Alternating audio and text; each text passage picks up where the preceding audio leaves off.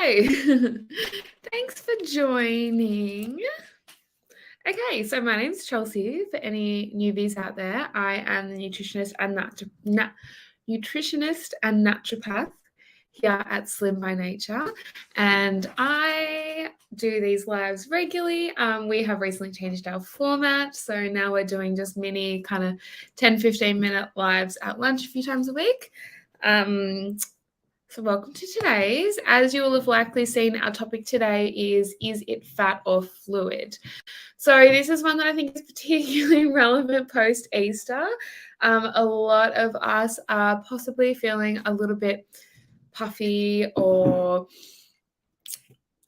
bigger. I don't know. I know even myself, it's so easy to be really hard on yourself and to look in the mirror or to feel how your clothes sit and just assume the worst, to just assume I've put on fat.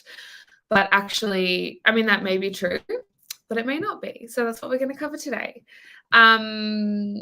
Let's just start off with, I guess, the difference. So when we do put on weight, and I think it's really important to remember that our weight on the scale, or even what we feel within ourselves, is made up of so much more than just fat. When we jump on the scale, it is not purely measuring our fat. That may sound obvious, but it's very easy to forget when we actually jump on the scales ourselves and, are in that position where we see that the number's different and our brain just goes straight to, I've done something wrong, I've put on weight, it's going to be really hard to move, hard to shift this weight, and you spiral.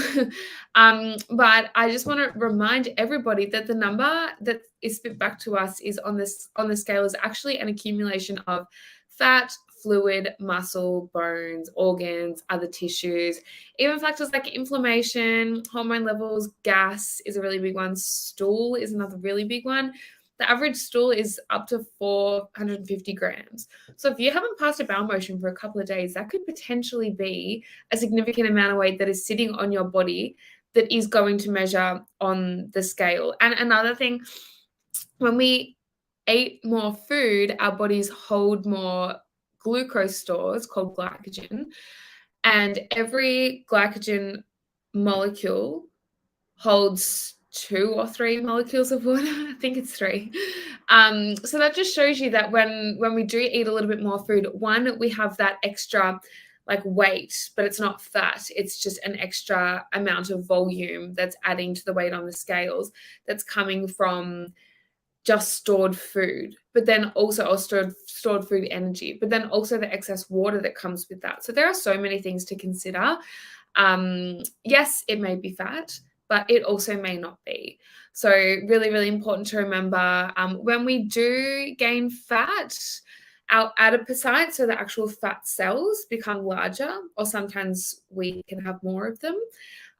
Whereas when the body gains water weight, that extra water is actually stored in the tissue or between the blood vessels.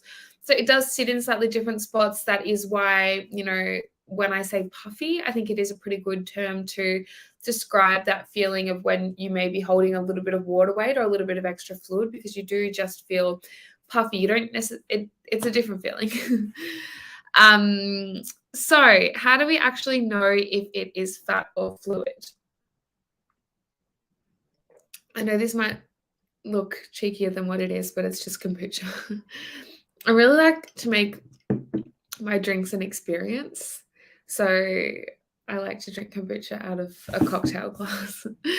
Normally I'd have a big pot of tea, but I don't know, today it's a bit warmer. I just felt like a cold kombucha. Anyway, how do you know if it's fat or fluid? So we have 4 kind of main questions that can help to determine. So first of all, are your extremities swollen? So your wrists, ankles, fingers, do you notice that maybe your rings are a little bit tighter than usual? Your socks are a bit tighter. I don't know if anyone else, but I know instantly if I'm hanging onto a bit of extra fluid. My socks leave like a mad line where the top of the sock is kind of too tight on my skin because I'm holding a little bit of fluid.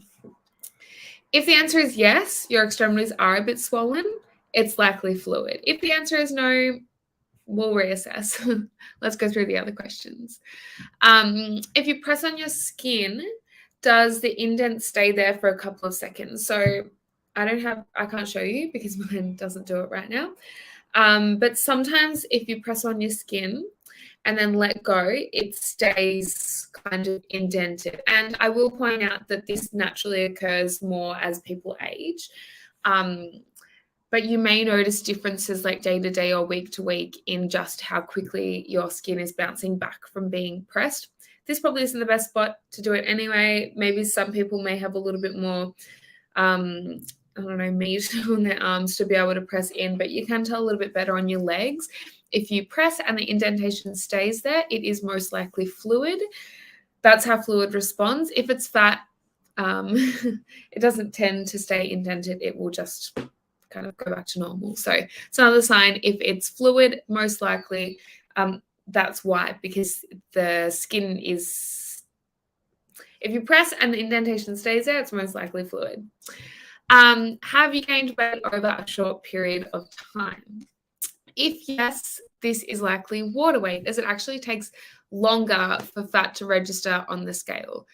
To gain just 1 kilo of fat would require someone to eat approximately 1,500 calories more than needed. That's quite a significant amount, but I will say it also can add up. That's more than what you need. So say you need 2,000 calories a day or 1,500 calories a day. That means you would have to eat 3,000 to, 4,000, something like that, calories, 3,500 to actually put on 1 kilo of fat.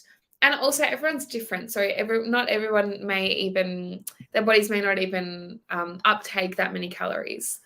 A whole nother topic, but there is lots we can do to minimize the amount of calories that our bodies actually absorb from food.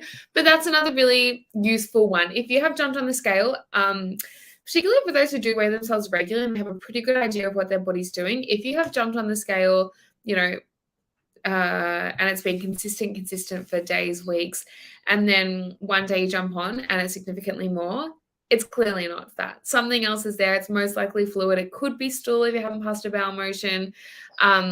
You almost know for certain that it's not fat. Fat cannot store that quickly.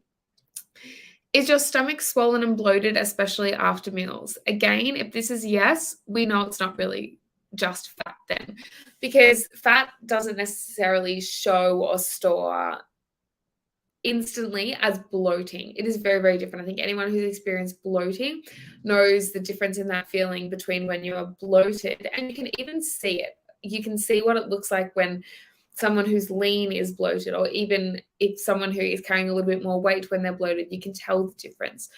And particularly if it happens after a meal, you know that either there's a bit of inflammation going around and the body's not responding to that meal optimally, or you are hanging on to some extra water weight. Most likely in that case, water weight, inflammation, or potentially digestive challenges. Anytime that we're not breaking down our food properly, it's almost always going to result in some sort of a byproduct that can cause that bloated, gassy, whatever other symptoms may accompany it. So if you answered yes to the majority of the questions above, then it is most likely fluid retention. If you answered no, then it may be more fat storage. If you had a bit of a mix, could be somewhere in between. Either way, there are things that you can do about it. So when it comes to flushing water, say you're hanging on to extra water weight, one good tip or easy product, I guess, are our inner goodness lymphatic patches. So these are excellent for helping to rebalance water without producing a diuretic effect. So basically what they do is they help to stimulate lymphatic flow, and the lymphatic system is a really essential eliminatory system. It helps to reduce inflammation, helps support the lymphatic flow, which then helps to eliminate toxins, but also helps balance the immune system, boosts metabolic rate, reduces swelling, puffiness, and inflammation. So basically, our lymphatic system is very, very difficult to move naturally because it doesn't have a pump. Our blood has a pump in the heart. Our lymphatic system doesn't have something to keep it pumping. So we need to be moving our bodies, eating well, keeping our stress down, doing multiple things, avoiding lots of environmental toxins, avoiding certain food toxins to be able to keep our lymphatic system regular. Again, some people are more prone to lymphatic stagnation than others, so it will be very, very personal as well. If anyone is really interested in moving their lymphatic fluid, definitely tune in Thursday lunchtime, because I'm going to be talking a little bit more about it then. So that's kind of if you think that it's fluid. Our inner goodness patches are one really great way. You can find out some more on our recent blog post, Is It Fat or Fluid? But if it is fat, then definitely recommend a Slim by Nature detox. So obviously our detoxes are designed to promote rapid and lasting weight loss. But also along the way, they can help to reduce a lot of inflammation. They can even help to balance out your water or your fluid balance within the body if you are hanging on to a bit of both, a bit of fluid and a bit of fat.